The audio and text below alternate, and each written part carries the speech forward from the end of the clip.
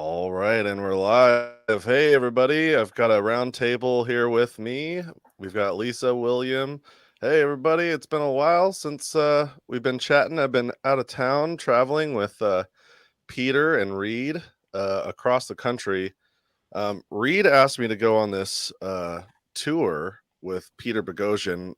Peter called it a reverse Q&A tour. And I was like, what does that mean? What is that all about? I'm very curious. And he had a pilot episode on his channel talking to the PSU, Portland State University campus, talking about quote unquote woke issues. And I thought it was just a unique opportunity to go with Reed and check out various different college campuses around the country. And so recently, Peter just put this up on his channel, this interaction with the Portland State University on gender issues. And today we're going to break it down and we're going to take a look at the way he asks questions. So does anybody have any comments, or has anybody here seen it yet that have something to say about it? I've always got a comment. So a couple of things. I think we just agreed in the last 10 seconds before we go live that we were going to make sure we focused on talking about this as an SE video and review the street epistemology perspective, not necessarily comment on the issue itself so much. Not that there should be a prohibition on that, but that I think is the perspective we want to try and take in. I've got one big question, which I think is pretty much the question most of us are probably thinking about when we watch this. I've seen the video, and my question really, and I think it will persist throughout the video, is this street epistemology? That's the question, and my view, just put my cards on the table, is I don't think it is, and I would be really interested to know whether Peter Boghossian thought that this was what street epistemology is. And I slightly suspect that I don't know that he would classify this as SE or whether he has classified this as SE. So it may be slightly uncharitable, perhaps, seeing it through an SE lens, because it may not be an attempt to demonstrate street epistemology as such. But for anybody who doesn't know, Peter Boghossian obviously is the author of A Manual for Creating Atheists. And it was in that book that the term street epistemology was coined. And so he is the father. I think I referred to him as the grandfather of street epistemology. Peter, Anthony. There's a sort of Trinity narrative that I'm trying to avoid. But yes, it's something like this. So yeah, that's my thought, and interested in hearing what you guys think. Good. Well, I haven't seen it. I think it is street epistemology, so I guess I'll take the opposing there. Awesome. Okay, great. Yeah. I think that there's a sliding I specifically scale avoided seeing it so I could see it fresh today. Same here, yeah. Awesome. Probably a sliding scale of like street epistemology to not street epistemology, and it's somewhere on that scale. We'll definitely probably have a lot more to say about it once we get rolling with it. One question. Oh, sorry. I have this sitting right in front of me. It's the 10 basic steps of street epistemology that I use in my meetup group. Okay. And I give this to people when they first come. This is taken like directly from the website. So if you go by these basic steps, it's probably not qualified as street epistemology. Right. I like that. So it depends on how you define it, I guess. Right? Very much. One thing's for sure is as we went on the tour, when it started out, the first campus was, I think, Southern California University of Southern California. That's right. And I was just along for the ride as like Reed's assistant, like setting up cameras and hauling stuff around. And it was called a reverse Q&A tour. It looked just like a place for people to go and like share their opinion, and like we'd pass a microphone around. And I pushed real hard the entire time to try to ask why this wasn't more of an opportunity to introduce street epistemology between the students. And as we went campus to campus, it did become more and more like that. So I do have to give Peter credit for trying. He told me that he distanced himself from street epistemology. This I am comfortable with sharing. I don't want to talk too much about what Peter thinks behind while he's not here. Though he told me that he's trying to kind of get back into street epistemology after he distanced himself from the practice for a while because he wanted to get involved in quote unquote woke issues, right? Which were different than religious ones. And I was like, why should that make a difference? Isn't that even better? The more difficult the conversation, shouldn't that make the street epistemology more important to practice? And we had many conversations about this. Almost all of it caught on camera, I guess. I think Reed has tons and tons of footage of just not only myself talking with Peter, but also Mark from Being Reasonable.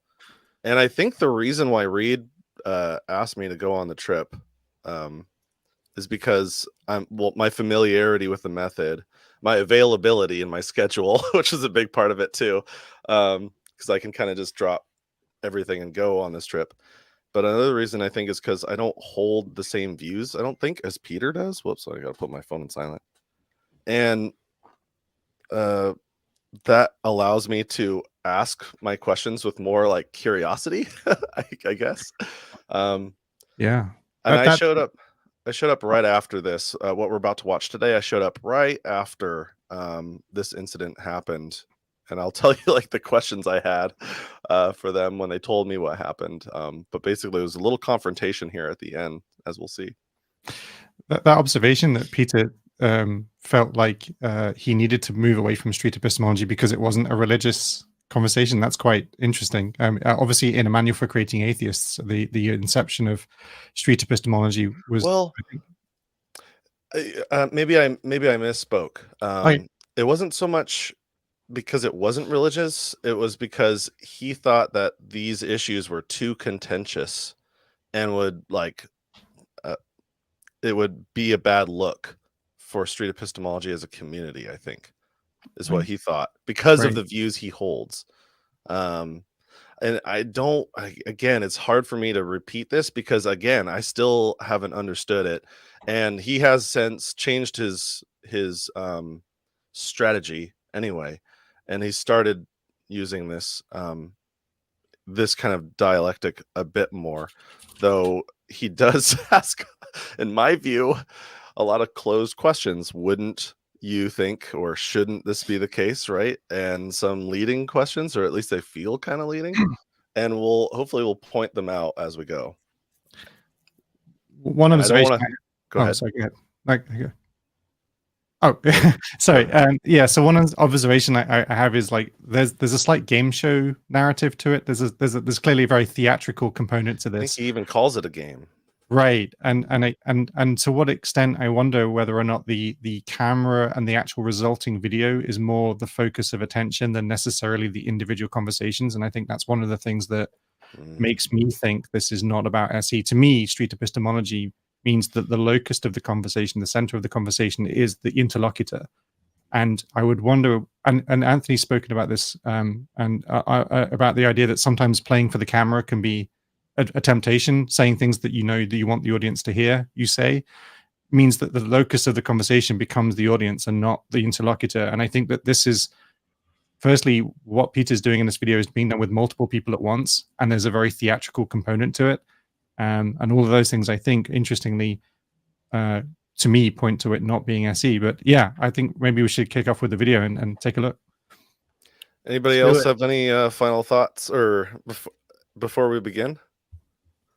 Hello, Gina. Hello, Dennis. Hello, everybody else in the crowd. Yes, thank you. We are live. So let us know your questions or comments as we go along. I guess let's get started because it's 16 minutes long, though I have a feeling we'll be able to stretch this one out. Two genders. 5, 4, 3. I told you it's a very complicated rule set. There are only two genders. 5, 4, 3, 2, 1, go. Okay, agree, disagree. Okay, I'm coming to you first. There are only two genders. Tell us why you think that. What is your reason for that? Well, this, like the other things we've discussed, it really depends on, we have to agree on a definition and a set of facts. We, as in the two sides opposing on the argument. And the way I've understood it my whole life, at least before I got to college, is that gender was a synonym for sex, and so that's my view. I have a biological view of it more than a social view. Okay, and when you got to college, they taught you something different. Well, it's just, I mean, look, we had transgender students in high school, but it wasn't really the rule. It was the exception. It wasn't spoken about in terms of like a greater ideology. And then when I got to college, of course, that changed. Okay. Yeah. Okay. So At the there are risk only two of being genders. too soon, I think there's some really immediate things here that make me think it's not SE, and that's not just the theatrical notion of it, but firstly, I think Peter's set the topic by placing it on the board there. So we're not asking out the interlocutor for an open and free topic. Clearly, the topic has been set by Peter in this example, and I think that's really interesting. And then one minor thing, and I pointed this out before in videos that involve a handheld mic, is that when you're using a handheld mic, you're giving somebody permission to speak, and you can take that away at a moment's notice. Right. And that power dynamic is really damaging, I think, to a feeling of being in control. And then I think the gentleman expressed his view on gender, and then Peter told him, when you got to college, you were taught something different. That didn't come from the interlocutor, that came from Peter. He and I don't know whether that was because maybe they'd spoken about this prior to this. Is that the case, Nathan? Did they have a conversation about that, the gentleman's belief prior to the game starting, or was that? I don't know for sure. I don't know anything for sure, but I don't believe for sure. I do know that there were several other people that were previous students of his that showed up when I showed up that day, a little bit after. So it's likely. Yeah, certainly not something we would normally do in an SE conversation. Yeah, those are all good points. Yeah. Well, there were these comments that were just shown here. It was, yeah, I thought I remembered him saying something like, yeah, the way I understood it until I got to college. That doesn't necessarily mean that the college taught him differently. It could just be the same time. And it makes it more understandable to just assume that. But of course, it would have been better to just ask. So, and did I just hear you say that changed when you got to college, and then let him fill in the rest? Maybe? How did that change when you got to college? Yeah, something like that. Yeah. I think that gender being used as not a synonym for sex is about 2 decades old, maybe. Did anybody else have an opinion on when gender was coined in the mainstream? If I'm not mistaken, at least in the scientific literature, it has always been used in the sense of a different category than sex, and the social dimension.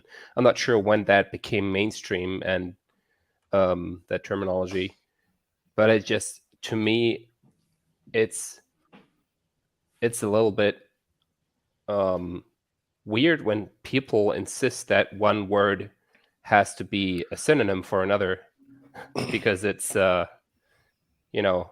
have two different words. If you can make a distinction there, why not use these two different words for different meanings? But yeah, and step four on the 10 basic steps is clarify definitions. And if you're using the definition of gender and sex are the same thing, then that would make more sense to what he's agreeing with.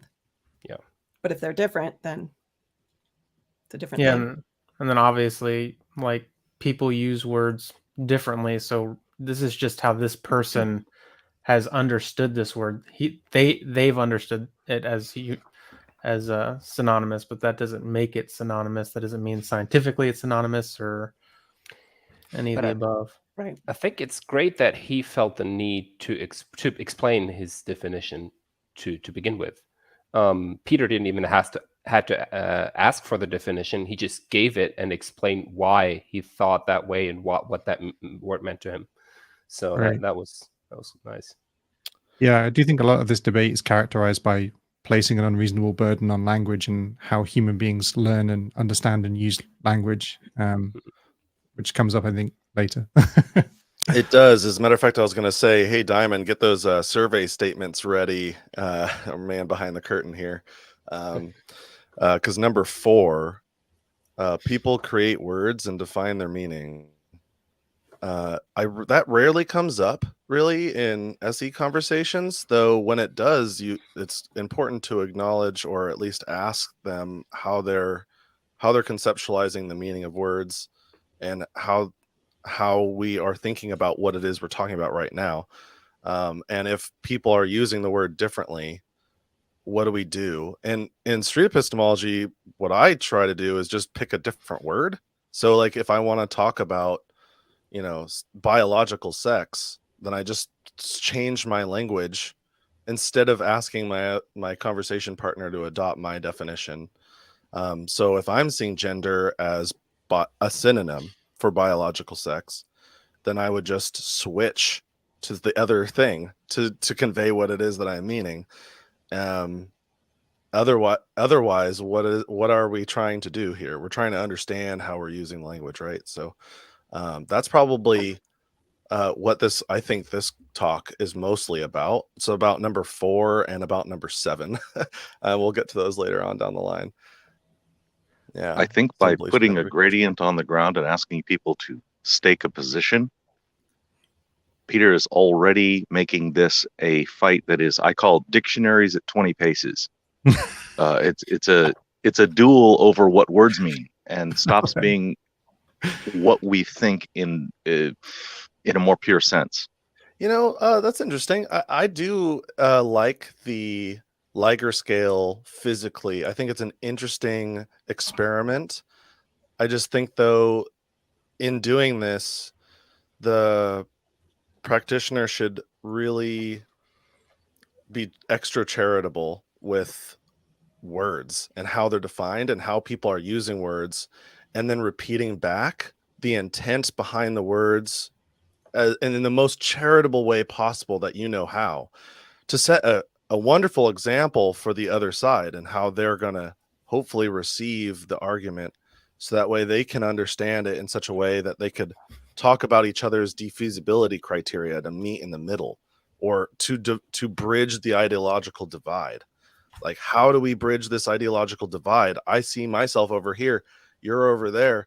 No, that's really interesting, because that's really what's going on all the time. We're just not seeing it, right? And we're thinking about it all the time. And that's also one of the reasons that I thought that this was on some level, like SE, or it was breaching SE in some ways. I totally see what you're saying as well, William. And there's definitely a lot of, I guess, improvement or reasons that it's not. But using some type of a scale starts to get us towards an SE conversation, though maybe it wasn't utilized effectively. All right, well, maybe we should keep going. Mm-hmm.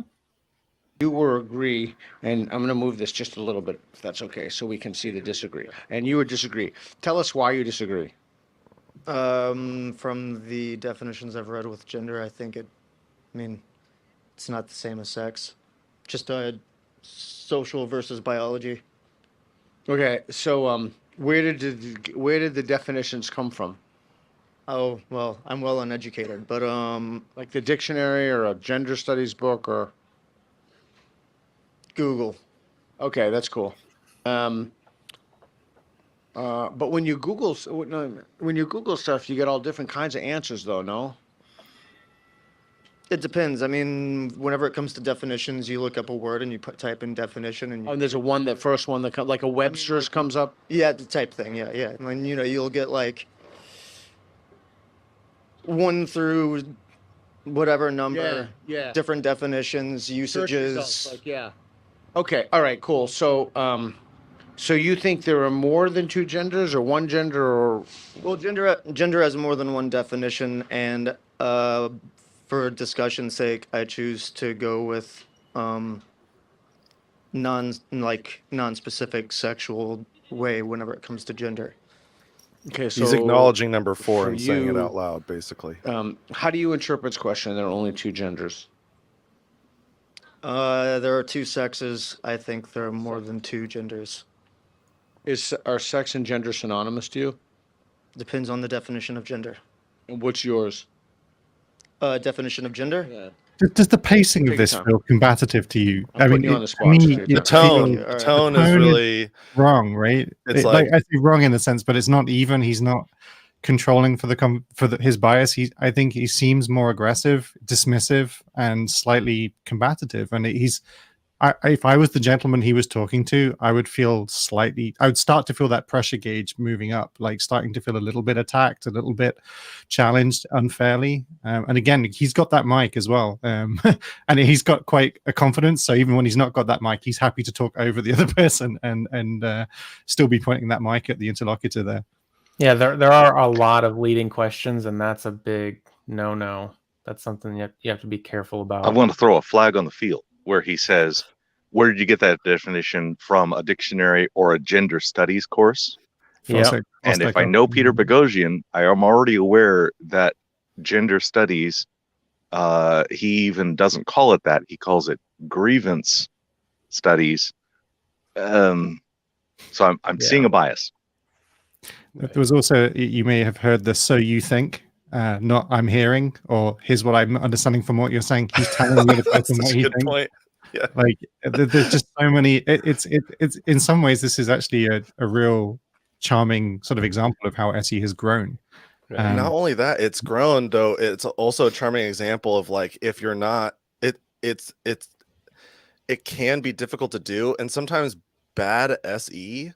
Like if SE isn't done or adhered to, like if you don't adhere to some of these principles in street epistemology to the letter, you can sound kind of pretentious, like just subtly throughout, and it's hard to listen to sometimes. And he improved. This is the end of the tour. Like you should have saw some stuff that happened earlier on. Do you know what his goals are? Like, what is his purpose? Is he trying to change people's minds? Great question. Reed and I were asking him that a lot.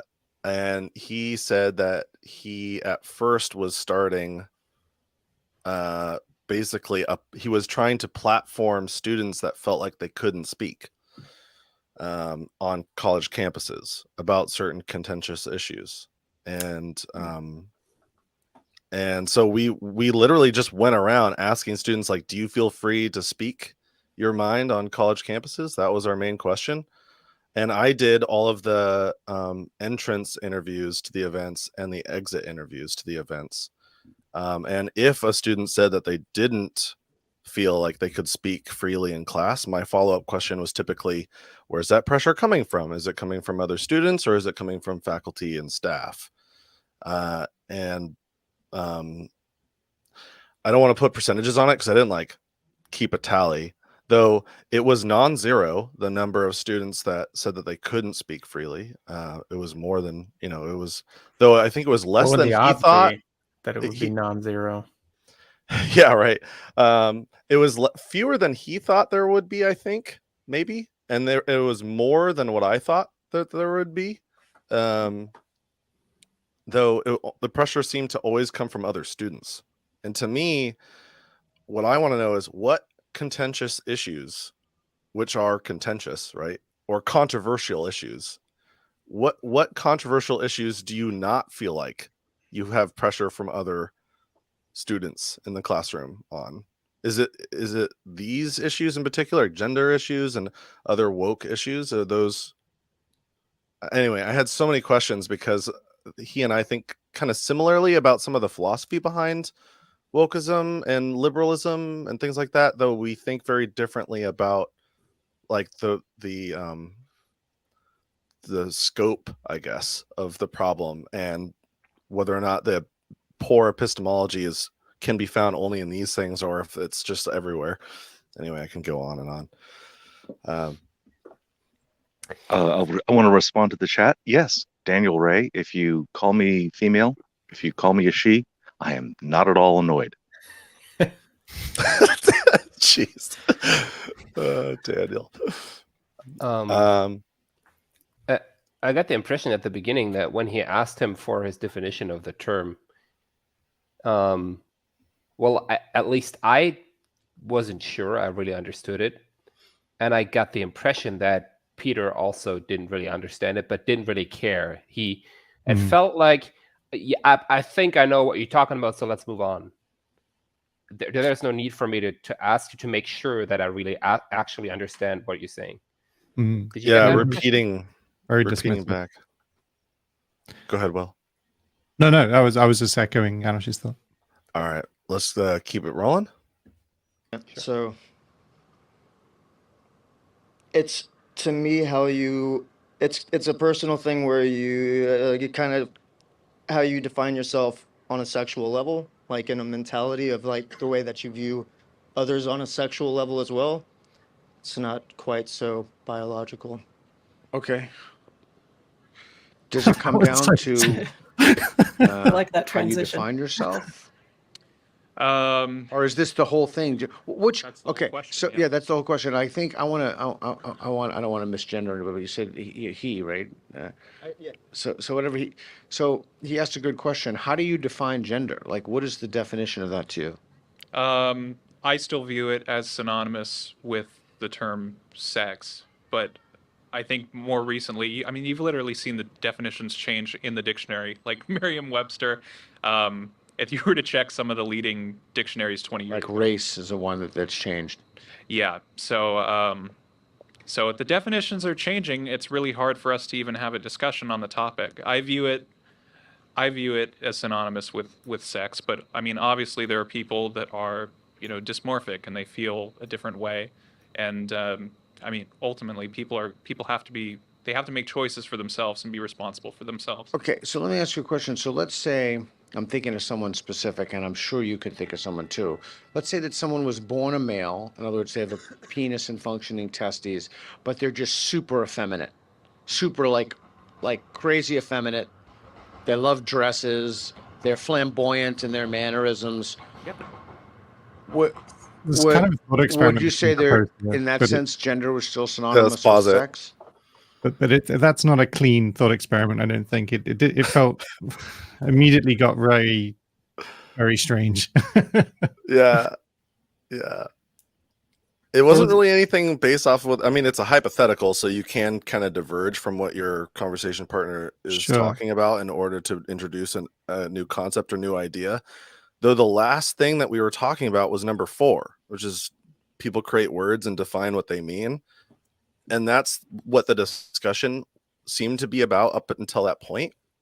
So what does the flamboyancy have to do? How is that relevant, I guess, is what I'm wondering. That's where I'm stuck.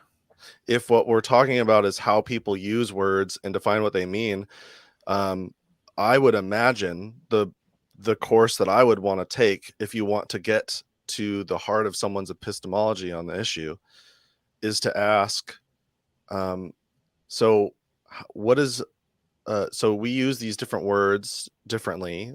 What is gender? Let's elaborate more on that. Maybe you tell me more about why this word does it serve a purpose? Why do we use this word? How can this word help us navigate the world?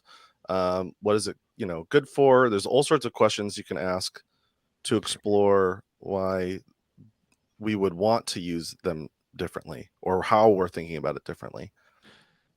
One thing I definitely feeling at this point in the video is that the two interlocutors are fairly respectful, polite.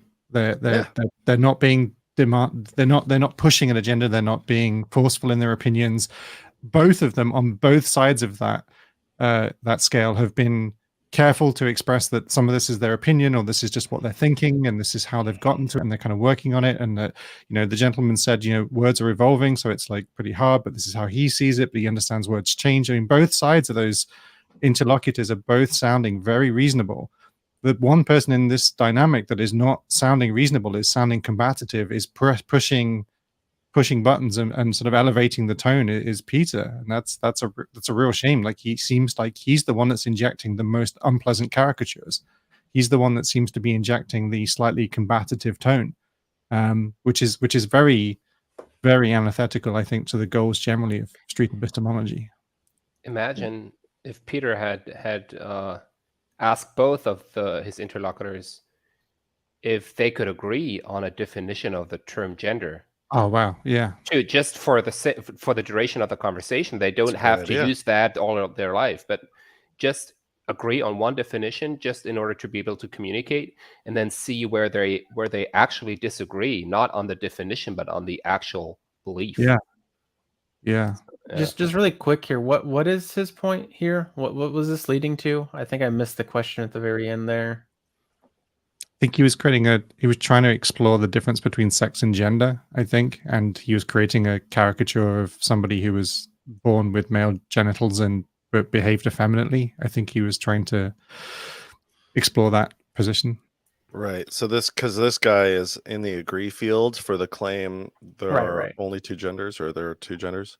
And so this is his attempt to come up with a hypothetical for disconfirmation criteria. But the thing that's odd about it is we're talking about definitions. So if we talk about disconfirmation criteria for a definition, it's a little odd, right? Just really quick, is the topic is there are only two genders, right? Or is it there? Yeah. That's the case on the board. Yeah. Okay. All right. Because there are two genders would be something different. Claim there are only two genders. Yeah. Okay. Would you say there, in that sense, gender was still synonymous with sex? From a biological standpoint, yes. From a social standpoint, no. Yeah, they're maybe more effeminate. From a biological standpoint, that doesn't change. Now, of course, there are surgeries that doesn't change chromosomes, but it changes the outward appearance. Okay, so how do we know whether or not to interpret that question through the lens of sex or through the realm of gender or culture? Like, how do we know how to interpret that? Like, why did you choose to stand in the agree? Good, no one's cheating. That's good. Yeah, I chose based on my own definition, and a lot of people, especially now, more and more people seem to have the opposite definition. They have a social definition of gender. They've completely separated it, whereas I haven't. Okay, I'm going to ask him about that. So this was there are only two genders. I mean, he at first he said, "Well, to me, those are synonymous." And then Peter asked him, "What? Okay, I understand your position on sex, but what about gender?" After he had just said that those two words are synonymous to him. Yeah, I was hoping he would get more into that with him. The way he was answering the questions and willing to talk about it, I wanted to hear more of his thought processes. Yeah. There's a slight thing here as well with people. He's referring to them as him, and even without the gender issue, and I know he checked, so that's not the point I'm making. The point I'm making is he didn't ask people's first names. I don't, most of the SE conversations, like, "Hey, my name's William. Like, can I call you? How can I? How do you want me to call you? I'm James. I'm Sarah. Like, okay, pleased to meet you." Like, that's a great way to build rapport. He's not using people's names in this. It's possible a lot of the rapport was cutting out. Maybe, yeah. I know that Pete is a big advocate of making SE talks short. He was the one that pushed Anthony like way back in the day to make his talks 5 minutes. And part of the reason why, I think, I could be wrong about this, part of the reason why Anthony used a 5-minute timer was at the behest of Peter Boghossian. So I think Peter's like a fast-paced kind of guy trying to, keep this conversation rolling. Just real quick though, to be fair, at any point, I don't think Peter Boghossian said to you that this was going to be an SE conversation. Is that right, Nathan? Or was this supposed to be an SE conversation? That's my question for sure. All I can say is this: there was a point at which we were sitting down over some drinks at a bar one night, and he and I think very differently about wokeism. And he thinks it's a religion, and he thinks wokeism itself is like this, and this is where we differ, like a homogenous cloud of ideas that are all using the same faulty epistemology. I think I might be butchering his line of thought here, and I just wanted him, because I believe if you practice street epistemology, it doesn't just change. It doesn't have just have the potential to change the person that you're interviewing. It can change you as a practitioner. It can open your mind to really hearing someone out. And so my goal the entire time was the same in my real life as it was with Peter, which is like, why aren't you talking like this? Why aren't you asking these kinds of questions? And do you think it would be more beneficial for your cause if you did? And so what was the initial question again? I'm sorry. Did you ever claim that the video we're watching was supposed to be SE? Well, I just got from a message from Diamond that it was tagged. This video was tagged #street epistemology. So right. Well, there's that. Okay, now I remember what I was going to say. I asked a 2-step question, which was, so you say wokeism is a religion, right? And he said, yeah. And I was like, well, then what better way to figure out the reasons why someone is holding up or propping up that idea than street epistemology? And he was like, you're absolutely right. And so he started doing that a bit more. And it was like, he said he just hadn't done it in such a long time that he kind of needed some practice. But that's why we're here. We're here to break it down and give some advice. And maybe we should add that, of course, there's still, it's not like every conversation needs to be street epistemology. There are still valid ways to have conversations outside of street epistemology. It's just that when people when you think that someone has a strong belief, and when you think that they might get defensive if you just have a plain old discussion or use another conversational technique, then it's, at least from our experience, we can say it seems to be a very good idea to use street epistemology. So one thing I would say at this point in the conversation, and he's now had a couple of back and forths between these two gentlemen, and the conversation seems not to be building to something. I don't feel like either party are coming to a perspective that they didn't hold it initially. I don't know. It doesn't feel like it's going anywhere except to highlight the fact there are two different perspectives on this particular issue. And again, both gentlemen seem perfectly civil and perfectly polite, and they're not being forceful in their views. But I can't feel like we're coming to a clever conclusion or demonstrating the efficacy of this alternative method in getting people to think about their position differently. But maybe that will come. But certainly at this point, it seems not to be. Nothing seems to be happening. So what would be your advice? Well, I guess we can get to advice here in a second. Let's keep rolling and see where we go. Would you be willing to consider, and it's 100% okay if you're not, gender as synonymous with sex, like he said?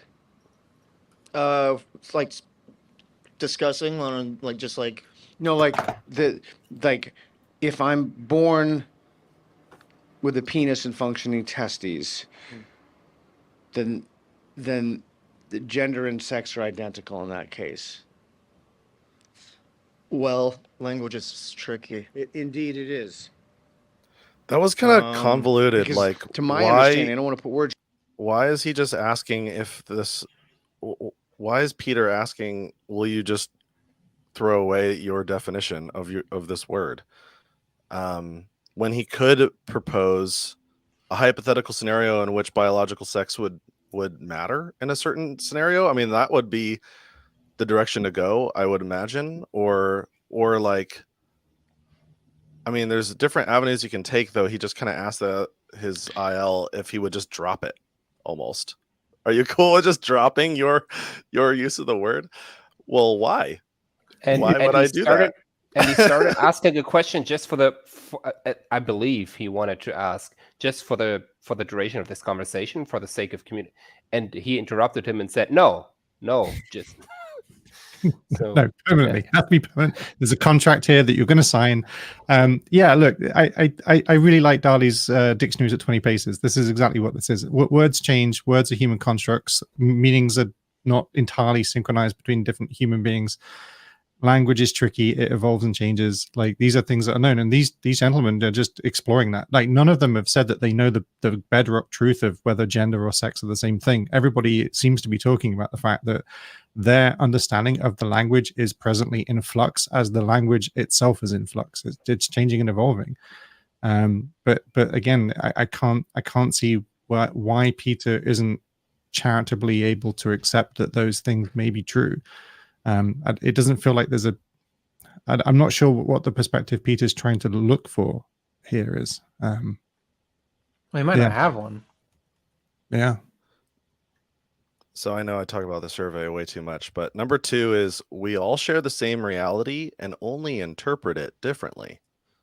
And a lot of people will read this and they'll think the word reality means their perception, like where they'll think my reality is different than your reality. And what they mean by that, what they mean when they say that sometimes, is my upbringing is different. My background is different. The language I speak, the culture I'm from, I didn't choose my nature and my nurture. And that's what I'm referring to. And what I want to know with number 2, we all share the same reality and only interpret it differently, is whether or not they think that we're sharing the same planet, that we have the same reality, like actual physical, objective reality. So I just changed the word reality to world or universe. And I've done this hundreds of times on live stream. But there's no objective reality to the definition of words, which is why I think this is struggling, right? There's no objective truth. You change your word to match up with your IL, so that way you are understanding the same meaning. So you can use the words to come to an understanding. And right now we're still on people create words and define their meaning. And I'm hearing Peter ask, would you just for a moment adopt the other position's definition? Well, it wasn't for a moment. It was he said that. Do you mean for the sake of this conversation? And he was like, no. Yeah. Why? And I might say the same thing. Like, forever. Why would I drop it? Yeah, give me a reason. Give me a reason to drop it. And if you do give me a reason, then we have a hypothetical scenario. We can get into that. So epistemology deals with truth, right? How we know what we know. And I don't think anybody sufficiently can claim to truly know something about the definition of a word. They can know what they understand it to mean. They can maybe understand something truthful about what they think other people think it means. And if you were to strongly define it, you could say whether something was applying to that word or not. But only if you strongly defined it, and there's no bedrock epistemological truth to what that means. So in this sense, I think this cannot be street epistemology, because we're not exploring something that is a claimed knowledge. It's a claimed interpretation. Essentially. However, there can be good reasons to change your definition, to adopt a different definition than what you're using now. For example, you have 2 words, you're using them as synonyms, but there's something else that you don't have a word for. There's a concept that you have to take your time and explain, and it's complicated. And now you could change the definition of one of those 2 words to mean this other thing. And if you can even assume that most people will understand that word to mean that thing, then that could be a good reason to change your definition. But of course, that doesn't mean that's the true definition. It's just more useful for communication. Right. A claim could be like, would it be more useful if we treated gender as a synonym for sex? Like, is that a better definition of that word or not? And you could explore better or worse reasoning process to get to that conclusion for sure. Yeah. One thing I wanted to I was going to bring up eventually, I agree that obviously there's no objective standards for what things are defined, but what can be interesting to think about is what do the people who are most interested in studying this thing, how do they define it? And that's something that I think a conversation you could have about definitions that would still be fruitful is, what do people who are interested in studying gender, how do they define it? Yeah. I see the chat. I appreciate you guys. That's sweet. I don't lecture for 5 minutes. I'm not going to do that. But no, I'll just add in that the definitions are really important. And I wish that Peter would focus a lot more on that. And because that's kind of what I want to hear from these people. And that's where the change in our actions is going to come from, is when we have the same understanding of the words. So like trying to, I don't know, maybe they get to in the video where they start communicating about that and things change. But I don't. But, and the question he asked, whatever that was, it was convoluted and I had a hard time following that. So that didn't seem to like further the conversation.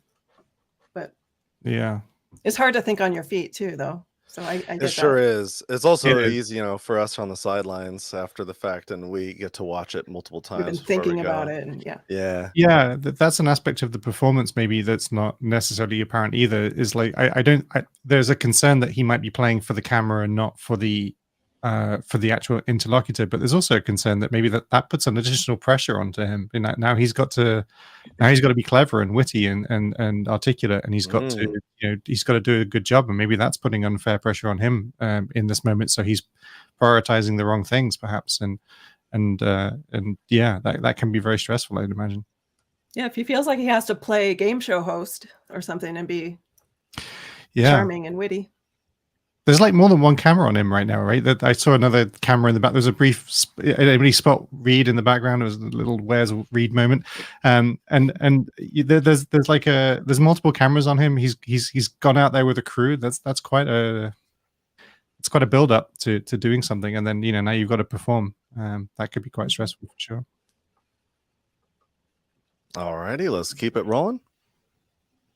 But I think that's his argument. Is that your argument, basically?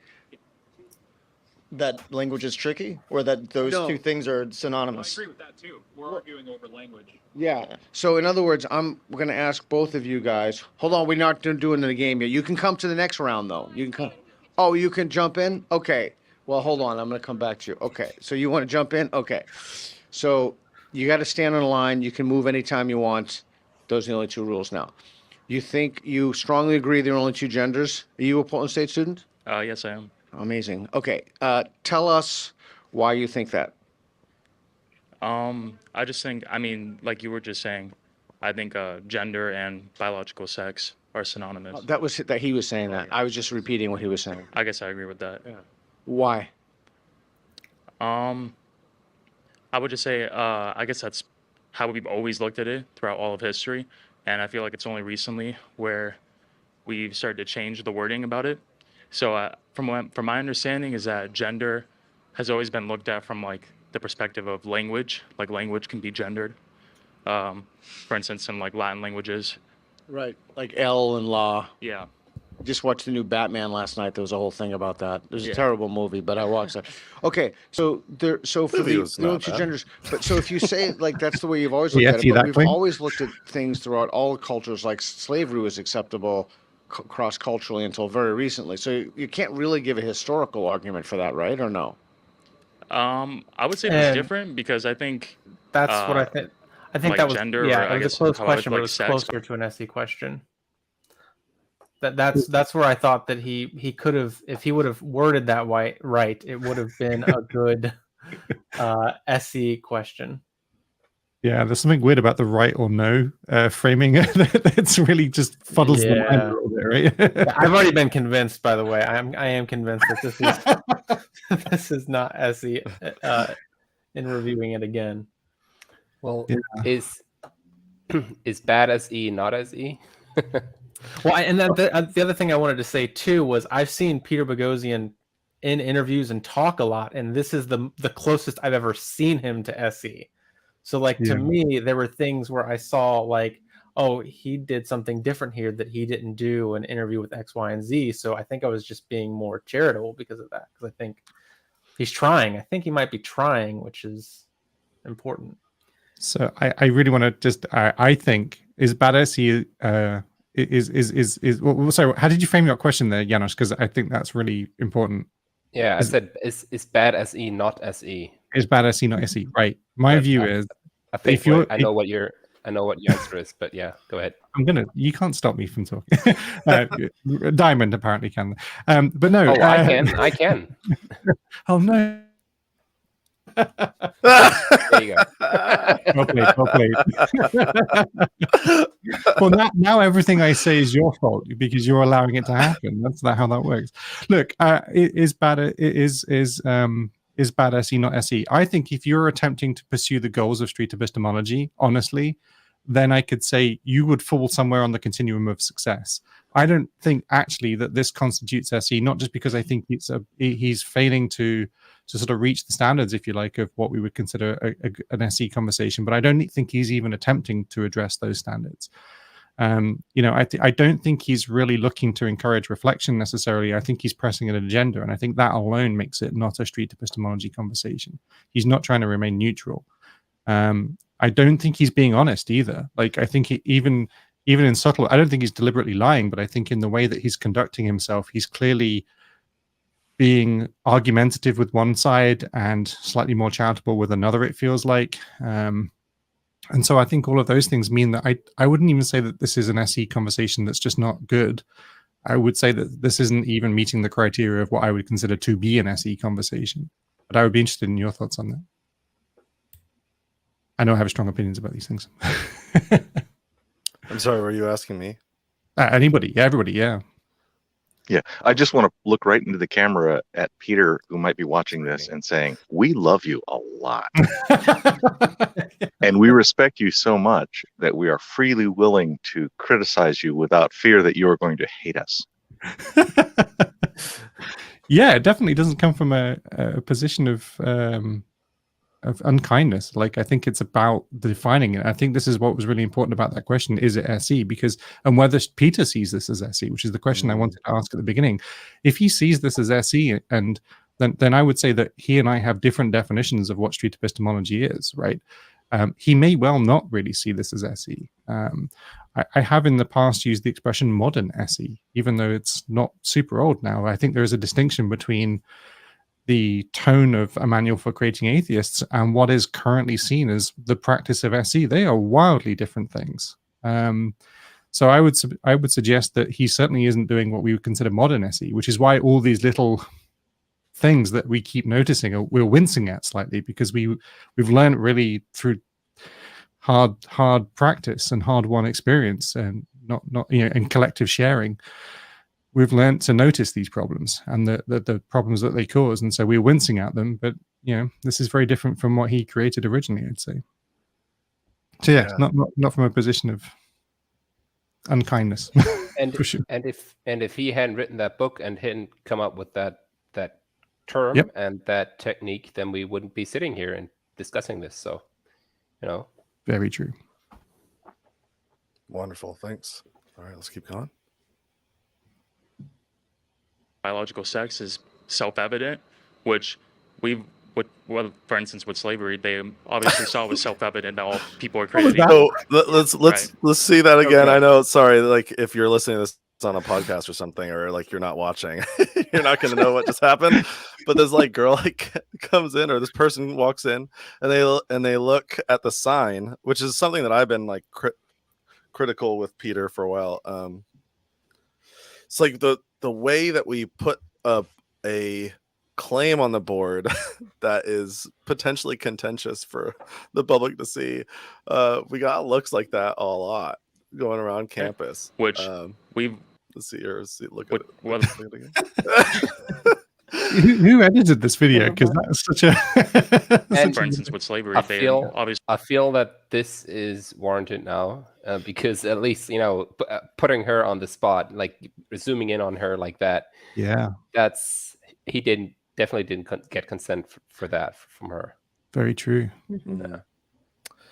I think it may be part of the editor's thought process that there would be a future video, because there's another video of an entire gender studies class getting out, and like walking out to the courtyard here, and Peter just confronts like 20 people all at once, and that one up on various different platforms has lots of different views, and so this might be trying to explain kind of like the attitudes on campus. I think is probably the intent behind that edit.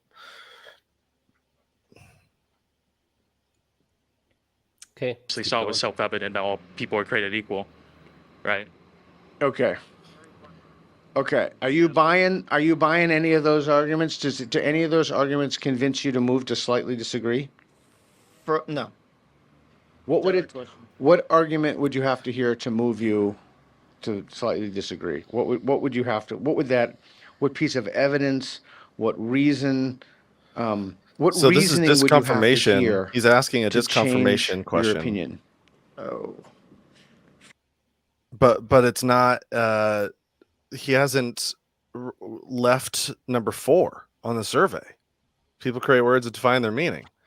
He's asking for a disconfirmation criteria for a definition. Maybe if he were asking about a scenario and he turned it into a normative claim, like people should do this, or we should, change, the bathroom, whatever, like some sort of policy or something in the government, something that would matter, a should or an act claim. And then he can ask, like, what would make you think we should or shouldn't do a thing? Is there criteria by which you would change your mind about that thing? Though we're still on definitions for words, which makes kind of like disconfirmation criteria, in my view, an odd question at this point, because like, what would make you adopt a different definition? Well, probably if there was a need for it or a use for it, but he's asking what would make you get rid of a definition. So you have a word in your dictionary. What would make you get rid of a word in your dictionary? That's an odd question. Like, I don't know. Why should I get rid of the word?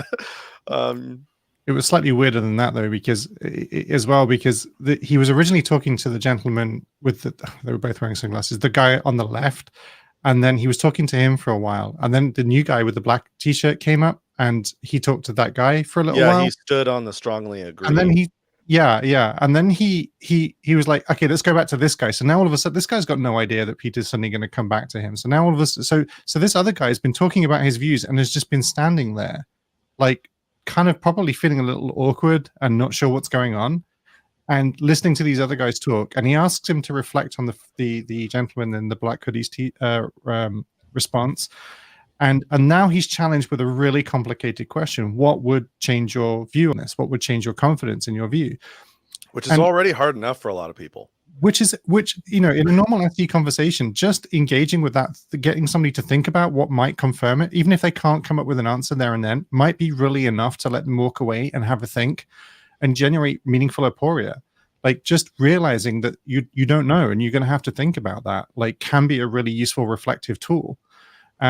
And in this moment, with the cameras and the context and doing it in this public space, this gentleman is very much on the spot now. And so he's gone from being passively kind of ignored, frankly, and standing in this really strange context, to suddenly being asked a very potentially quite complex question, and is doing it in this kind of very public space. And I feel for the guy. It could be that Peter is really comfortable now at this point because he's toured a lot of the country and he's like used to being surrounded by 2 or 3 people holding cameras in their hand while he's holding a mic, while he's talking to like 12 people or whatever at a time, on a Likert scale. So like a lot of people aren't used to that also. So Sure. There's this added pressure. I don't know what Peter's supposed to do about that, but I have some thoughts, but I'll leave it to the end. okay, gotcha. All right, let's keep going For then. a whole lot of people to come to an agreement on the definition of the same words and like be like, okay, these 2 words mean the same thing. He's acknowledging Because number 4 you again. get gender and sex on paperwork. Different pieces of paperwork. One piece of paper will say what's your gender, another one will say what's your sex. And just like different people have different interpretations, So are you buying the historical argument that this is the way it's been for, I don't know, I don't want to say thousands of years, but certainly a long time? No, because language changes. Okay, now I'm going to ask you guys a question. I'm going to ask you guys, what would don't cheat? What would it take you to move from the agree to the slightly agree, or from the strongly agree to the agree? What evidence would you have to hear? If we could agree on a set definition, That's what he said. I think so. I think like language is the problem, as with all of these hot button social issues. If the definitions are changing, it's really hard to bridge the divide. That's what he said. So for you, it's a language thing. Yeah. I think Did somebody have you know, something if to we say? were Yeah, I wanted to say I thought that was a great question. Just in general, what would it take for you to move on this scale? Yeah. However, he asked that when they were still talking about definitions, and the answer was perfect. Well, I think we're still talking about language, which is why I think if they could have agreed on one definition of the word gender, and then talked about their actual stance, their beliefs, then they could have talked about do we agree, do we disagree, where do we disagree, and if we do disagree, what would it take for us to move on the scale? But they're not talking about the actual belief or their actual stance or opinion. They're talking about the definition of words, and that's why this is kind of failing, I feel. Yeah, like there was a sense that might have been a revelation that these two people gave the same answer to that. But actually, I think if you'd have asked them immediately at the very beginning, like, why would you not share somebody else who opposes it? Why would you say that they saw it differently? Well, because words have different meanings. This has not gotten them to this position. I think this is just revealing what they both thought all along. In any case, there was a really interesting thing as well, which made me cringe, but it's so little. He says, "Don't cheat." Right. What does that I don't imply? know. So this is like maybe it's like a quirk or something, but Peter like really wanted to make sure that people stood on a specific line. And by saying "don't cheat," it means that you might realize he was that you're thinking going like don't step out of the line, like stay on a line so that way I know where you stand. Yeah. And they also did the like bub thing when somebody started like to move already because they felt like they got the gist. I think being a little too controlled over the thing. It's as if there's it's become the zero-sum game. There's a win condition. Nobody knows where it is, and if you don't happen to end up where Peter says is the winning line by the end, you will get shot or something. Like it's what is this meta game that's being? Didn't explain goals exactly. Yeah, and the implication that somebody might be cheating, is really suggestive in the context of these questions, and I just don't think the framing helps at all. Don't we want to encourage people to switch lines too? Like, right. As you learn more or get a better understanding, like, please move to the next one or wherever you think at any time. Yeah, Epistemology is all about making sure people stay with exactly the same view that they have. Imagine someone had moved and he had noticed, and he would have gone, "Oh, I saw you just moved. What made you? What caused that? Oh, that was just an accident. Don't worry. I thought you were moving." Or, "Oh, you have an actual reason. Let's talk about that." Well, he has other videos that are going to come out if they aren't already out. I know at least a few of them are on his channel, and also, where people do move. By calling it like a game, people assume there's going to be some movement or some involvement or something they're going to do or win or lose. Right. I got him in trouble. Expectation. I got him in trouble in a different video, where he called it a game and somebody got kind of offended that he was making a game out of their deeply held belief, right? Although I firmly assert that go ahead. Language is not the problem, language is the distraction. They haven't gotten to the problem. A laborious, slow distraction. All right, maybe we should keep rolling the video. Having this conversation 20 years ago, I might be right there. If we're having this conversation 20 years from now and that ideology has sort of taken over, I might be over there. I mean, I would hope that I could, combat the prevailing ideology, but I mean, we're social creatures and we tend to go along with others. Okay. What would it take for you to move from strongly agree to agree? I guess I kind of agree with him as well. Is that I just feel like there isn't a set definition. Oh, you gonna take off? All right. Thank you appreciate your coming hanging out. Talking about words.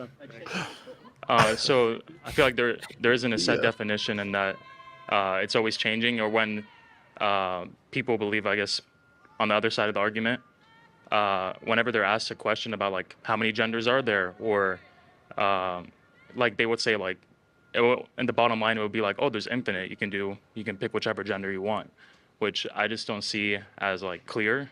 That's just So what would you have to hear? A reason, an evidence, an argument? Like what would it take for you to move not all the way over there, just one line, just one line? I guess if they told me how many genders specifically there were, and then which I don't think they can do, in my opinion. So I guess I can't think of anything that would change my opinion, I guess. But If you had some friends. Oh, you're giving me the finger? Hi.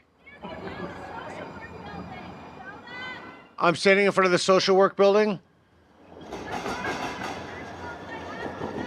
I'm harming individuals by asking that question. Well, you want to come down and have a conversation about it?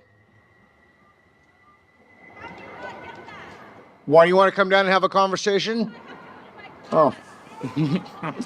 That's Okay, Here's where so number what would 7 it take? comes in. So this would be number 7, Don't and you this time is up? exceptionally rare. I this is my least favorite one on the survey to talk about, because I feel like people are when I ask people if some beliefs should never be questioned, people will think long and hard about virtues that should never be questioned or something to that effect. Though I like to think about a scenario in which someone is questioning something who's on the opposite spectrum, ideological spectrum as us. Like, would we want them to question?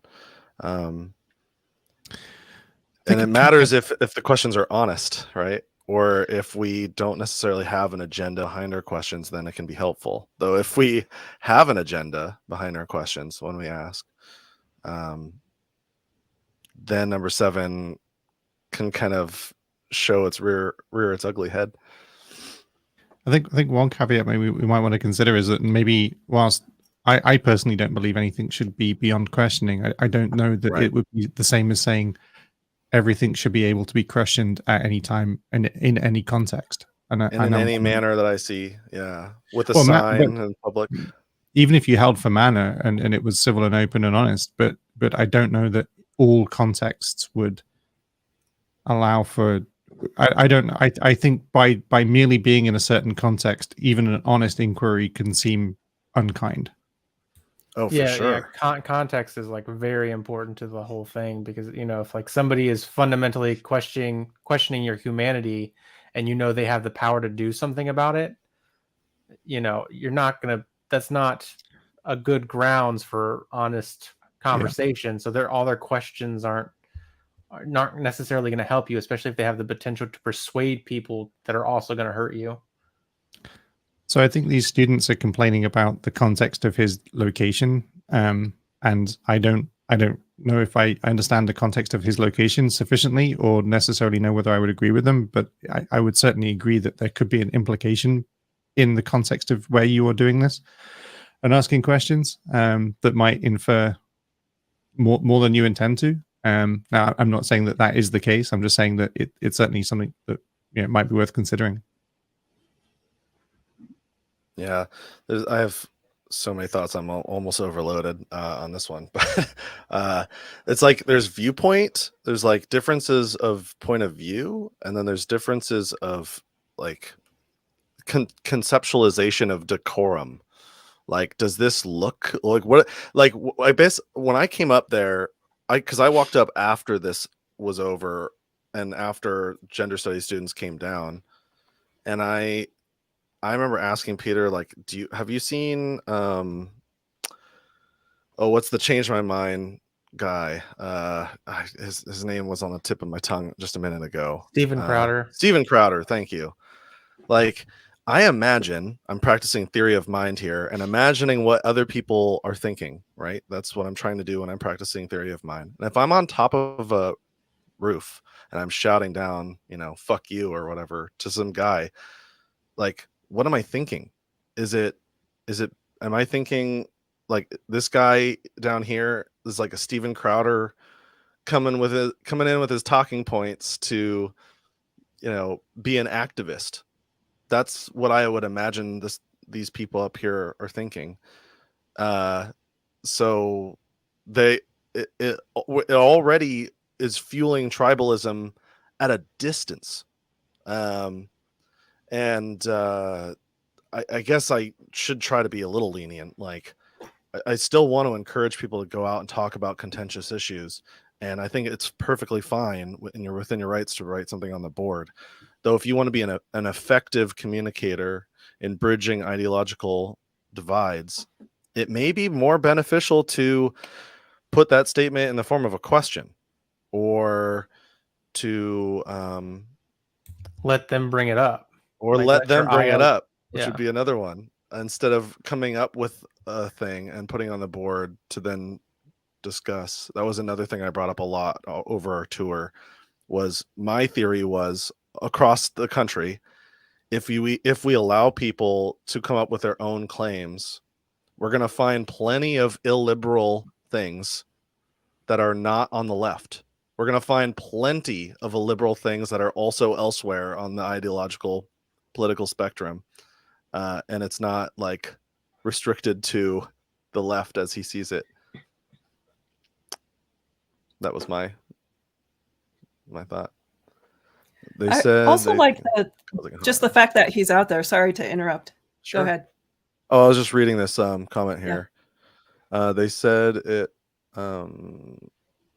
They think he's causing harm. Maybe they feel that is the best way for them to deal with that harm. Yeah. So I think if they see that he's causing harm, that's how they see to deal with it.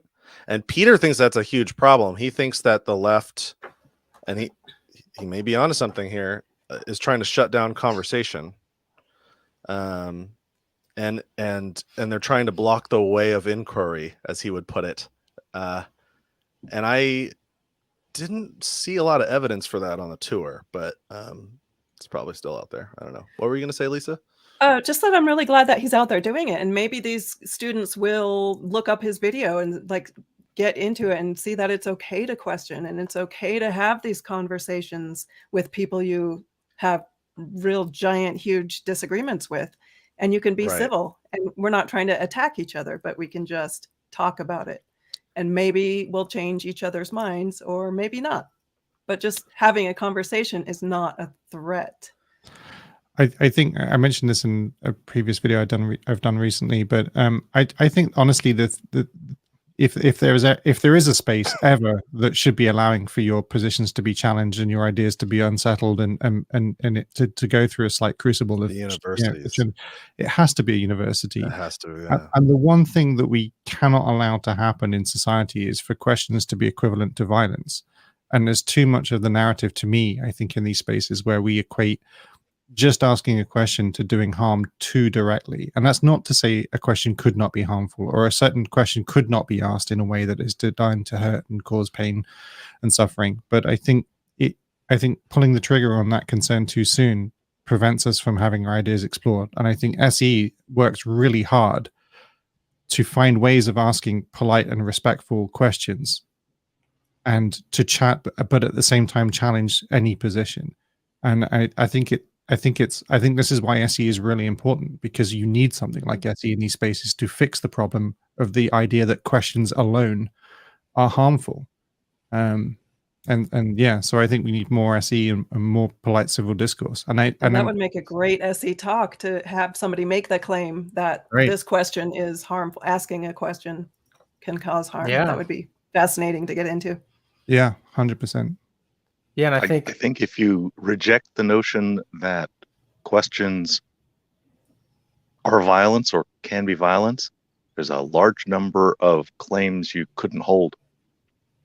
Mhm. Maybe I said that backwards.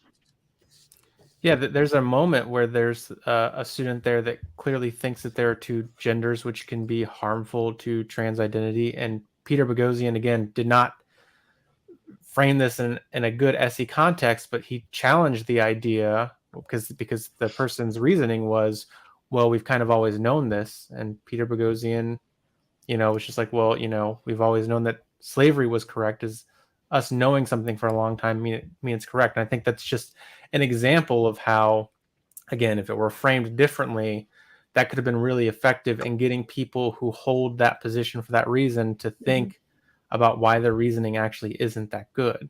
Right.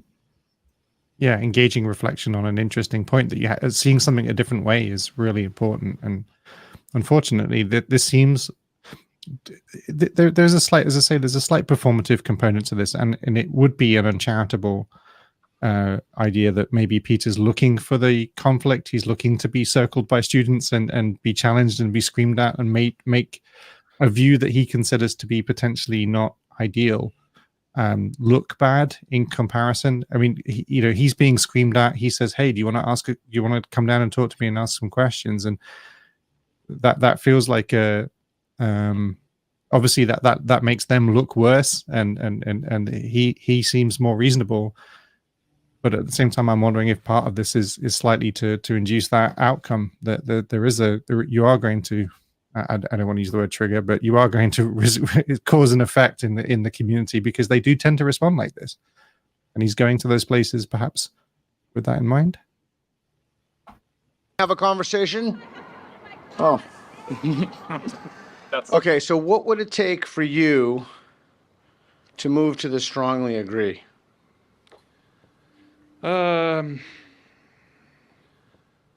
Like I said, if we could all agree, I just want to say, like, that's part of the problem of where people aren't talking, because if you talk about these hot button issues, especially with gender ideology, I mean, people think that you're discounting them as a person, that you're really harming people, and it's just, no, we're talking. I don't have any problem with anybody. They gave me the finger. Yeah, they're gonna do that. That's the problem. They think you're harming them. They probably really believe that you're personally doing harm by talking about these things, which we're just talking. They didn't want a conversation either, because they're positive they know the truth. Yeah, and that's the guy in the yellow t-shirt is problem, more charitably interpreting their reasons for their actions than Peter is in this moment, and that's a shame.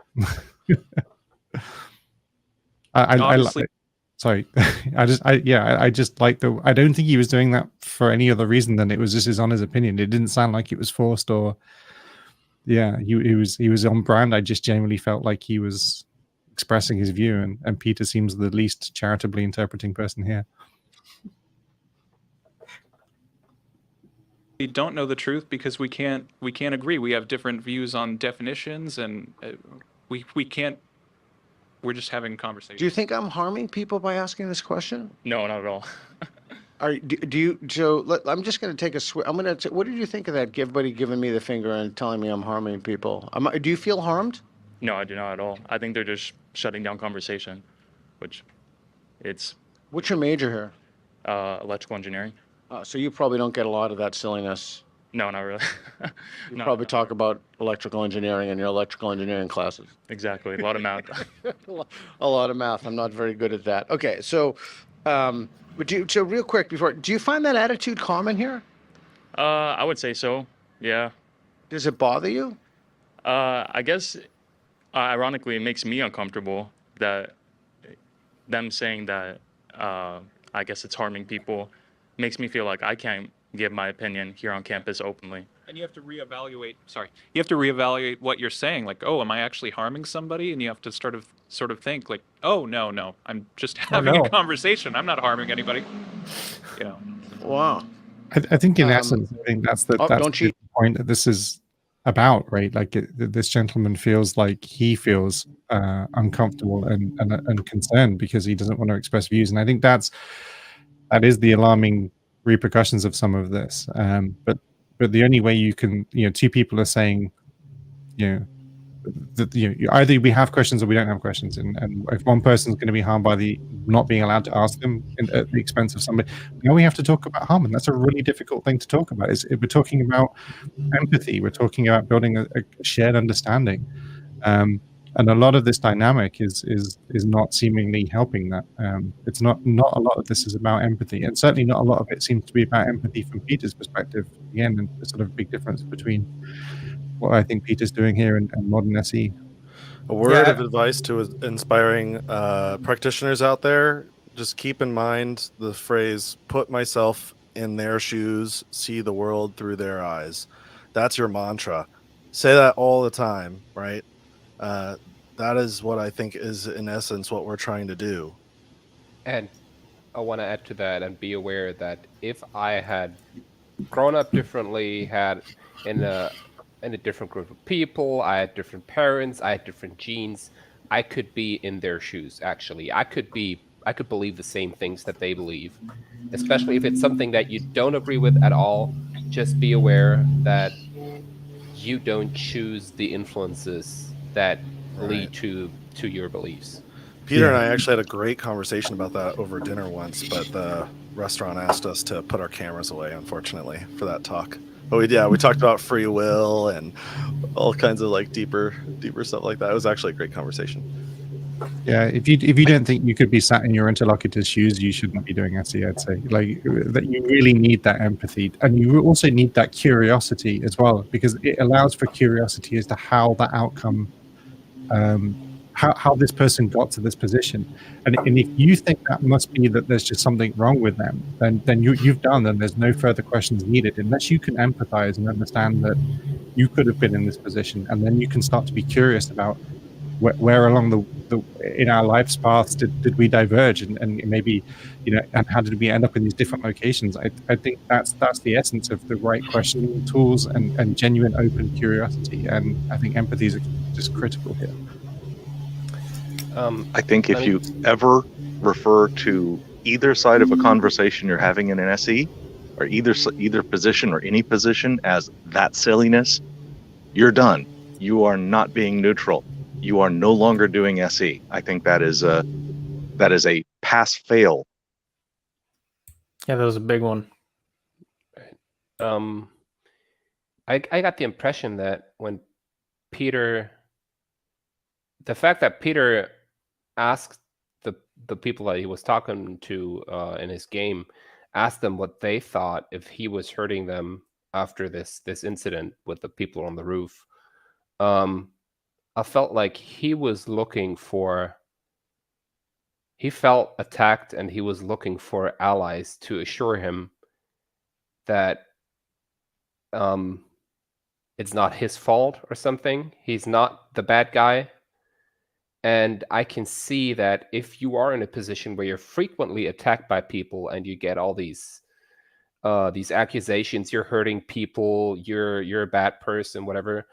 I'm not saying I don't understand. I don't know Peter very well. I don't know that is the case, but I could imagine if that was the case, that you would look for that kind of confirmation from people that know what we're doing is fine. There is nothing wrong with asking people these questions. Could that just be a symptom of being in a minority position in terms of your ideological perspective? I can imagine like any kind of minority position to.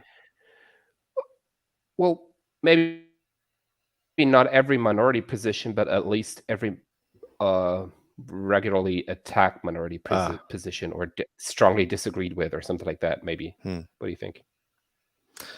Yeah, well, speaking from myself, if I find myself in a minority in terms of what I think about an issue, I sometimes can feel defensive. Like one thing, one of my pet peeves is somebody like identifying me by my astrological sign and then thinking about me in terms of my astrological sign. Man, that is a great way to get under my skin. And I'm in Portland, Oregon, right? Typical So Pisces.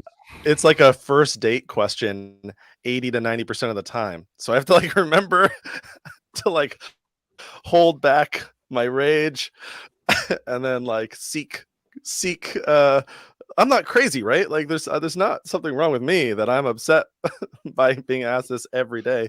So I can kind of relate to being in a minority position, though it's good to acknowledge that you are, and then I don't know, it's hard. The optics are hard on that one. Yeah, right. Yeah, he would say that because he's a Libra, so Yeah, exactly. That's so annoying. All right, so nearly done here. Probably like a minute left. Don't cheat. Gonna lie. Okay, so from what he said and what you guys saying, this is kind of a definitional thing, right? You would need and you'd need to know what those categories were. Like, Yeah. so someone would have to come and say, well, there's like, I don't know, demisexual or some other kind of like I don't know. I don't even know what they would be myself, but Well, I know they have like, I don't know, I guess they have definitions for each one. What I'm saying is when they say there's an infinite amount, and then Right. I don't know, when they say you can just like switch in between them whenever you want, like I just feel like that isn't clear at all. It's just more, I think it's just more confusion in my opinion. and if they were to provide that clarity, that would be helpful to you, as opposed to say what just happened. I suppose so, yeah. Peter Okay, doesn't all right, seem well, to be thanks. particularly aware of the Appreciate arguments that. on I'm the other sorry side. we were interrupted. Like he time and time again, he's struggled to find examples to represent the opposing narrative and not really found anything. Like that's and again, you wouldn't need to if you were doing SE, because in SE it's an inquiry. It's you're discovering what the other person thinks. But he's setting himself up here in a position where he's presenting a position or pushing a position, and yet seems to be unaware of the terminology, the language, the arguments on the other side. That's quite unfortunate. Can I just say, this is one of my pet peeves too, is like people confusing sexual orientation and gender identity. They're two separate things. And just the fact that it's coming up in the same conversation it rubs me the wrong way. And I don't know what to do about that, but that's a me issue. Classic But- Scorpio. But it needs to be pointed out. I feel like feel how you feel. Sorry, Lisa. that's cool. Strongly agree. That's all. Yeah. Artemides writes, "Woe, the interpreting of and projecting an astrological sign is an excellent analogy in the sense of how dare you presume you don't know you don't know me."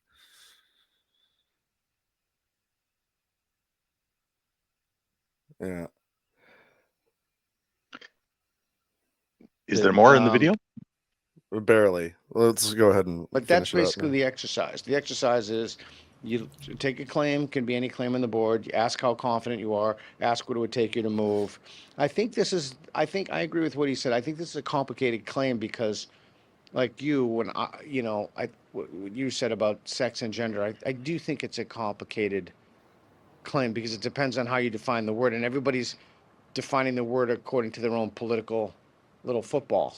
So it's not like it's not like we're having a conversation about what the definition should be. It's like everybody's forwarding quite frankly, their deranged notions of what this should be. They're just trying to shove it down your throat. So, all right. Well, that's exactly it. We're not talking about what it should be. At no point did they ask what it should be. They were talking very much about what they thought it was. And of course, that's a complicated. That would have been a much more interesting conversation.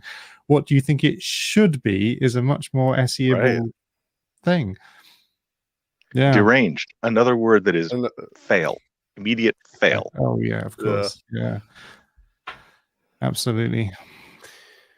So understand there's a, a second video, a confrontation video. I haven't seen it. Oh, you haven't seen the other one? So the other one I haven't across seen either. platforms has like over 1 million views across platforms, TikTok and Instagram and YouTube, and it's just like So So this one's blowing up, but I think the reason why we didn't choose this one to review is because it's really not even SE at all. It's more of like what happens when you when appearances seem to fail you on a campus, or it seems to break down, and students mob on you. I don't know if we're going to watch that video, but like I think the question we were asking through that one is a good one, which is like what could he have done differently to make that a more productive conversation? I definitely have my thoughts, but I would love to hear you guys' thoughts on it. Well, there's one moment at the very beginning where I think he could have built rapport very easily by saying, like, this is just something that I'm putting on the board as a question to pose, but he doesn't do that. Like he's like, it's really weird because it's almost like he's trying to SE in that thing, but it's not always helpful to just ask questions, which is what he starts doing, and I think it just confuses everybody. But I think that could have been a point to say, like, hey, this is just because he starts by saying this is just a thought experiment, and then they say, is that what you believe? And then he doesn't, like, he just asks a question. Yeah. And some of our trans students saw the statement, there are only two genders. Well, thanks for coming down to talk. It was pretty activating and upsetting not knowing the context. We thought it was sort of a statement that was being made, but not a thought exercise necessarily. Would you like to see how the game is played? No. No. I think we understand Is it something that yeah. I just think it's so funny. You want to use Oh, here comes the reinforcements. The police as one. Well, just thinking about what it looks like. Yeah. What does it look Yeah, like? here's what it looks like. To see like 1, 2, 3, 4, 5 white men with a sign that says there's only two genders. You could have been like the Westboro Baptist Church for all. What is white? Why did you identify us on the basis of our race? Well, are you the best people to be hosting that dialogue about? No, but you. Be representative of that community. Okay, but I asked you a question. Why did you identify me and these? So he's people breaking on the like a basis of bunch their of his race? own rules right Looks now. like, right? In his Kind of own book, activating How to Have and Impossible triggering Conversations, aspects of it all. he writes, So- don't try to use words like we instead of you. Don't use the word but, because it negates everything said prior. You say yes and. You try to understand the other person. You try to interpret them in the most charitable way possible. You give them the most charitable interpretation, right? And in this instance, the other person is saying, y'all look like, for all I know, the Westboro Baptist Church, or, and this is what I've been saying across the tour is like, you guys, like, have you seen Steven Crowder? And like, did you know that, because we went to Berkeley, and like just before we arrived to Berkeley, there was like a couple of other like conservative YouTubers that were there on campus with similar signs trying to like, be an activist for certain positions. And Peter's attempting to do something very different, which is to demonstrate how we can bridge ideological lines and figure out where the nuance is in these issues so we can see eye to eye, so we can resolve our disputes, which is an incredibly virtuous thing to do. And in this confrontation, I'm so sad that I wasn't there. I showed up right after this. I'm sad that I wasn't there for that. But what we could do now in this instance is step up and be like, hey, let me explain what we're doing. I mean, or are you interested in hearing me explain what we're doing? I mean, I don't want to tell you unless you care. And I can do it in 60 seconds. And all you need to say is, hey, you know how you're at the Thanksgiving dinner table and sometimes a contentious issue comes up? How do we best approach understanding another person's point of view and bridge an ideological divide on all sorts of issues? And we're trying to treat them all the same. As a matter of fact, the board that has the claim doesn't even matter, because we can put anything we want there, and the kinds of questions on how we're thinking about what we're thinking would be the same.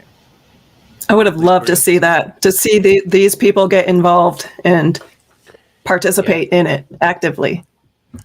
Right. Yeah. They seemed a bit discouraged. That would build a bridge. They didn't want to. They didn't want to do it. Well, And that is something that Peter is right about. And- one thing here, which is Peter's claim is that the woke, and he says the woke, the homogenous ideology doesn't want to foster conversations with people from the other side of the ideological spectrum. Well, and that's the woke as a monolith too. I mean, because I don't think all people who consider themselves woke think the same thing. Exactly right. So I think some do and some don't. And we found plenty of woke people to talk across the tour that weren't afraid of answering questions. A lot of the problem comes when you classify certain topics as implicitly one thing. Then anybody that's talking about them or giving a certain perspective isn't easily labeled as woke or whatever it is, and now all of a sudden you can just dismiss it. One of the things that I thought was kind of unfortunate was like I don't think like SE is very effective when it's being conducted on more than one person at a time. Like one of the things I think that I've seen Anthony try and do it with two people at once, and I'm sure there are videos with people doing it, multiple teams, and I've never felt it was as effective. I think SE is most effective as a one-on-one conversation, or certainly the conversational style of SE that we mostly practice is certainly most effective as a one-on-one. Because you need to meet the person where they are, and you can't do that if there are two places where that is. And the framing of the concept as a game, again, we talked about it sort of being problematic in terms of potentially implying a win condition. But the mechanics of how you were going to bridge this gap weren't necessarily inferred. I mean, he sort of asked both people on either side of the questions, the spans, what they thought. There was some sense of like what might change your mind. And then he was sort of, and then there was no sort of coming together at that point. It sort of, I don't know whether the disruption happened before the game fully played out. That may have been the case, but it didn't feel like this was again leading anywhere in terms of them coming to an understanding that would help them shift to a different position, or any reason to assume that any one position on that scale was the right position where they should be. And it felt really weird. And now. This argument, I mean, just hearing that snippet was exactly what I was imagining was going to happen. Actually felt like the ladies in that video that were talking to him as the clip started a moment ago, I thought they seemed quite civil. They seemed quite polite. I mean, they were like, okay, we understand this is now a thought experiment. We thought this might be something else, but Peter was the one that was uncharitably interpreting their responses, picking up on the Westboro Baptist Church assertion and making it now an issue about race. Didn't need to do that. That might not be the most useful place that the conversation could have gone in that moment, but now it's becoming more combative, and the tension and the pressure in the conversation is elevating, which is not going to result in good outcomes. Exactly. It's most likely going to result in people getting more angry at him and less coherent. One of the things I think is really important, and I wanted to mention this earlier, comment right there. Maybe people that comment right there. Peter Boghossian. This is true. Sure, but I feel like in this situation, in order to diffuse this tension between a mob of people and Peter, could have been to simply acknowledge, oh, I see, so, and repeat back to them. So understand, you got the impression that I was here to blah blah blah, whatever he understood.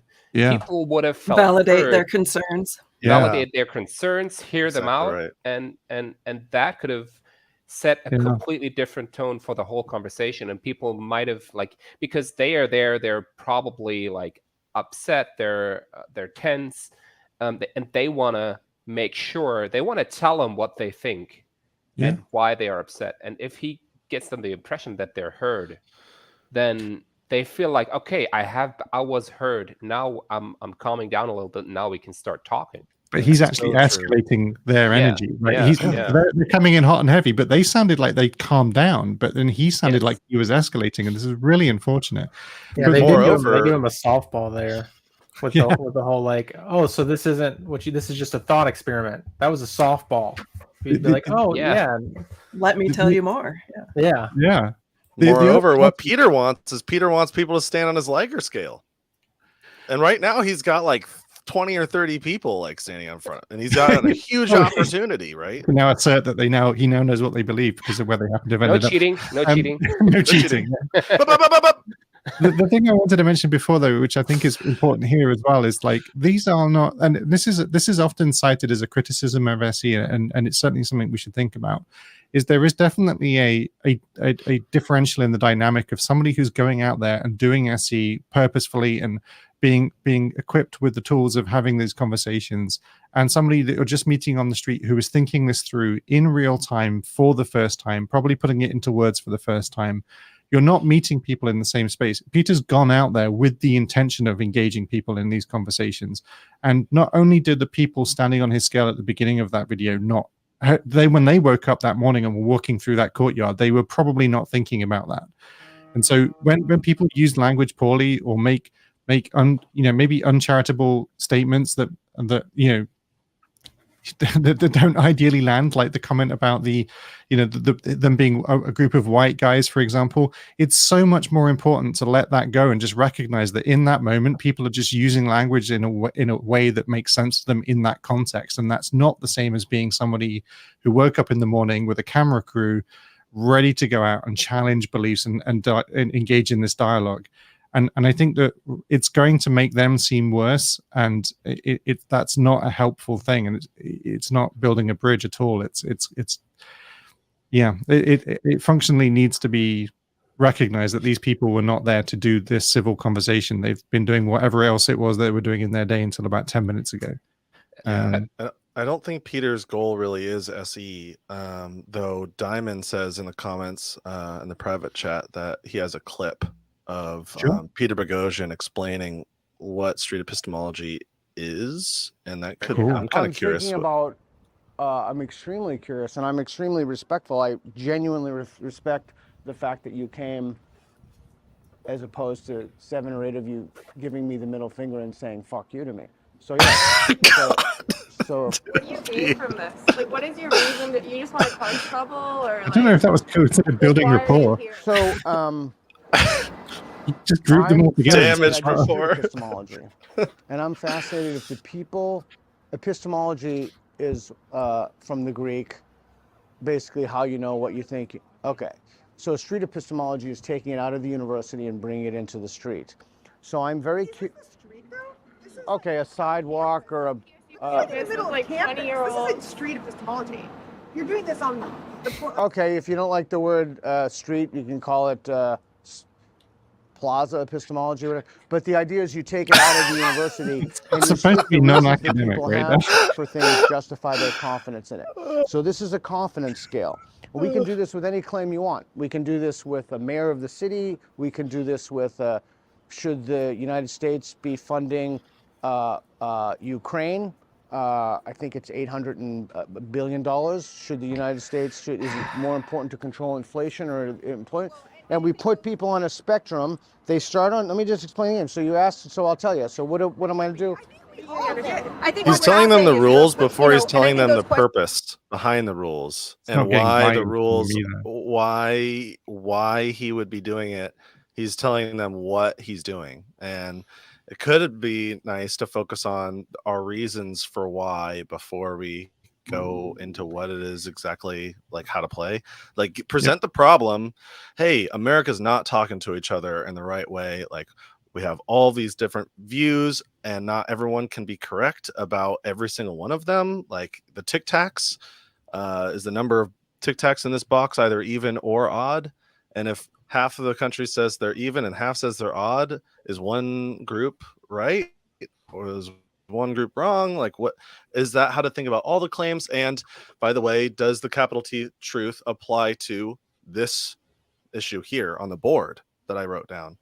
And how do we think about these things? How do we think about the truth? How do we resolve differences in our disputes? And why should we attempt to do that? All those would be great ways to break the ice. Also, as ridiculous as I thought this this comment was, that it's not street epistemology because this is not the street. He could have just acknowledged, well, okay, sure, you may think that that's not a perfect term. I'm not saying it is. We can discuss that, but let me try and explain what it actually is, what I'm doing. 100%. And diffuse it just like that, and again, would have gotten a shot at actually explaining what he's doing. But yeah, I agree that first comes the purpose, the goal that you want to reach, and then explain how it works. And yeah, but there might be some people in that crowd who genuinely are not interested in listening to him and understanding him. So it might be tough, especially in a crowd. It's very different from talking to individual people. It's certainly also very different when looking at the video and being there. Like Right. we're only seeing like snippets of this from one perspective, and there's always the context. We don't know how much time was gone between those two things or what had been said between times. So that makes it for sure difficult. But it definitely doesn't feel like Peter is de-escalating, and in fact, it feels like it, whether he intends to or not, because intention probably might not matter here so much. But like, I think it feels to me watching him that he's feels dismissive. It feels like he's not working with the people he's talking to try to get to a good resolution. Juggling, let's go. Yeah, What was that I comment? think- How dare you call it street Oh. epistemology when you're not in traffic? Yeah. Yeah, it's good. Yeah. Well, the other again, thing like too, I was wondering about is we don't know what these students, especially, are learning in their classes. Like an older white guy talking at them is like a target. That's an enemy. That's the bad guy of the day. So they might come into it with these preconceived thoughts or feelings just about him particularly, as assigning motives to him that he doesn't even have. Maybe the last 10 times they saw a group of white guys with cameras standing outside talking to people like that with a Right. microphone in their hand, their motives were not honest, and maybe that's what they're reacting to. It's yeah, it's possible. Well, I think it can be a stereotypes good- save time, right?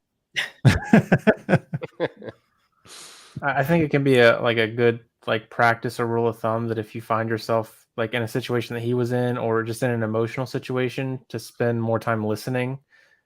To just say like, I want to know more about what you're saying, but he doesn't seem to have that interest. Because sometimes people just have to get what they feel off their chest. Like, really, I mean, if you want to be an effective SEer, allow people to get stuff off their chest sometimes, and then that can help de-escalate and get us to a position of fruitful conversation. Because people 100%. do like talking about what they believe and what they are interested in. If that's their pet project or whatever, they like talking about it. So if they felt comfortable enough and it was a safe environment, they probably would have been able to open up more and maybe play the game. Well, we'll see what they really think. Well, I will see, hopefully, what they really think, because I plan on showing up to the same campus tomorrow. Cool. I won't be holding a sign like that. Instead, I'll just have a "What do you believe in why" sign, and I'll do it like I usually do. And I believe I'm going to be meeting up with David from Sound Epistemology. If you haven't checked out his channel yet, you should check out Sound Epistemology. Awesome. And we'll see what we can do, either with the same group, or at the very least, like, I want to find somebody and just like ask them if they were there for that video and what they thought about that interaction. And I want that to be my rapport building process. Just chat about that, and then ask them if they want to participate in a long form discussion. I mean, it's going to be kind of hard on the street because I like to go for like a while to really get into these issues, but I plan on doing that tomorrow. And then I also plan on going to a festival and doing interviews for like the next 3 or 4 days. So hopefully I'll have a ton of footage by the end of the week. I'll be exhausted. But I plan on doubling down on my SE efforts, and I'll report back later. And thanks y'all for providing all that input and that feedback. And one last message I wanted to convey is, if Peter made it this far, I doubt he'll watch all of this. But if he makes it this far and he's watching this, like, don't stop, keep doing it. Like, I think it's great that you're 100% adopting so much of the SE method. And I have seen his method evolve. I'm not so sure how much practice he's had with other people giving him critical feedback before in a in a good spirited way that was on his team, that wants to see him succeed at getting better at the method. And I hope that he improves and keeps trying, keeps practicing. And I have seen him get better with time. So Keep it up. And other than that, any other final thoughts from anybody here? Well, Diamond keeps saying in our private chat, plug your channels. Oh, So plug your maybe- channels. Yeah, All right. maybe we could do I'm that. Nathan, Abstract Activist. You can find me on YouTube. Yeah, that's it. And then Lisa. Yeah, I'm Lisa. I have a channel. It's called The Road to Reflection, and it's on YouTube, and it's very small, and I'm just getting started. So leave some comments and stuff on my channel so I can do more things. Small but increasingly awesome, Lisa. Yeah, we can only go uphill. So. Yeah, no, it's great. I'm a big fan, so I'd like to plug Road to Reflection. I think it's great. Yeah. And there's more stuff I have to post. I just haven't gotten around to doing it yet, so there's more coming. So. Okay, Quayd. Yeah. Dice Quayd William. Sorry, I was trying to get Yes, that outline. Okay, Quayd. Yeah, my channel's What's Your Argument? And it sounds more contentious than it is. I promise. it's yeah. So is this the second one after What's Wrong With You? That was the oh yeah. There was somebody that was talking about a sign. Yeah. Why are you so evidently wrong? Like why don't you just have that as a sign? Yeah. Awesome. William? Oh, me? Hello. Yeah, so my channel's Inspire Reflection. I definitely want to plug my interview with Anthony Magnabosco because it was such a great interview. It's like 2 hours long, so get the popcorn and settle down with a big quart of coffee. But yeah, I really enjoyed that conversation. I think it was really good to see a side of Anthony that I don't think it's as public as I'd like it to be. Yeah, it was really definitely. Cool. I love It that was really video. cool. Great Thank you, man. work with that. Yeah. Appreciate it. Hi, I'm Juggling Lessons. My channel is Juggling Lessons, and I haven't put anything up for quite a while. I've been on a long hiatus for medical reasons, and I'm just coming back in. So I have a big backlog, but I'm not putting anything up right now. Right now, I'm just in these shows. Awesome. Yeah, if you want to find his channel, you can type in Juggling Lessons Street Epistemology. Otherwise, you'll get a bunch of tutorial videos on how to throw balls around. All right. Yeah, I'm Janosch. I'm from Germany, and I want to plug our German language Street Epistemology YouTube channel that we just created. We are on the cusp of releasing our very first SE review video that we've already recorded. That just needs some editing. So follow that on Sokratischer Weg. That's the German term that we came up with for Street Epistemology. So harsh sounding. All right. It's a alarming thing. Yeah, the correct pronunciation is Sokratischer Weg. Yeah. We'll tone it down for you. I love that. That's we so got the great. softer version. That's amazing. Final plug I forgot to mention. I started a SE meetup group for Portland. Right now, I guess there's only a Facebook group. I'll probably make more places for you to find it, but Street Epistemology of PDX is the current name of the group, so run a search for that if you're in the area. We'd love to have you.